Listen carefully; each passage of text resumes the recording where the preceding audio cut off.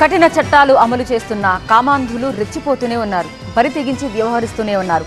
తాజాగా విశాఖలో ఒక దుర్మార్గుడు ప్రేయసిని తన ఫ్రెండ్స్తో పంచుకుని దుర్మార్గమైన పనికి ఒడిగట్టాడు.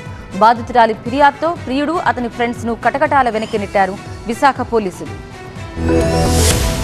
విశాఖలో ప్రియురాలి పట్ల ప్రియుడే నయవంచకుడిగా మారాడు. యువతితో చనువుగా ఉన్న సమయంలో వీడియోలు తీసి బెదిరింపులకు పాల్పడ్డాడు. ఆపై తన ముగ్గురు ఫ్రెండ్స్ కూడా వీడియోలు షేర్ చేసి ఆ నలుగురు నీచంగా వ్యవహరించారు. యువతిని బెదిరిస్తూ ఒక్కొక్కరు ఒక్కో సమయంలో ఆమెపై అత్యాచారానికి పాల్పడడం కలకలం రేపింది. చివరకు ప్రేమించి పెళ్లి చేసుకుంటానని చెప్పినోడు కూడా వీడియోతో బెదిరింపులకు దిగడంతో తీవ్ర వేదనకు గురై మానసికంగా కుంగిపోయింది. దిక్కుతోచని స్థితిలో సూసైడ్ చేసుకునేందుకు ప్రయత్నించింది. కూతురి ఆత్మహత్యా యత్నాన్ని అడ్డుకున్న తండ్రి ఆమె వేదన వెనుకున్న కారణాలపై ఆరా తీశారు. ఇలాంటి పరిస్థితులు మరొకరికి రాకూడదని, తనలా మరొకరు బాధపడకూడదని, మరొకరికి అన్యాయం జరగకూడదనే ఆలోచనతో కుటుంబ సభ్యులతో కలిసి విశాఖ పోలీసులను ఆశ్రయించారు బాధితురాలు. కేసు నమోదు చేసిన పోలీసులు తీవ్రంగా పరిగణించి విచారణ చేపట్టారు. నలుగురు నిందితుల్ని అరెస్ట్ చేశారు. పోలీసుల విచారణలో కీలకమైన విషయాలు వెల్లడయ్యాయి. ప్రియుడి ప్లాన్ ప్రకారమే ఈ దారుణ ఘటన జరిగినట్లుగా తెలిచారు. నిందితుల్లో ముగ్గురు వ్యక్తులు యువతి క్లాస్మేట్స్ కాగా మరొకరు కార్ల షోరూమ్ లో క్యాషియర్ గా గుర్తించారు. ఈ దారుణ ఘటనపై ఏపీ ప్రభుత్వం సీరియస్ అయింది. విశాఖ సిపి శంకప్రతాప్ బాగ్చితో ఫోన్ లో మాట్లాడిన హోంమంత్రి అనిత వివరాలు అడిగి తెలుసుకున్నారు. నిందితుల్ని కఠినంగా శిక్షించాలంటూ ఆదేశించారు.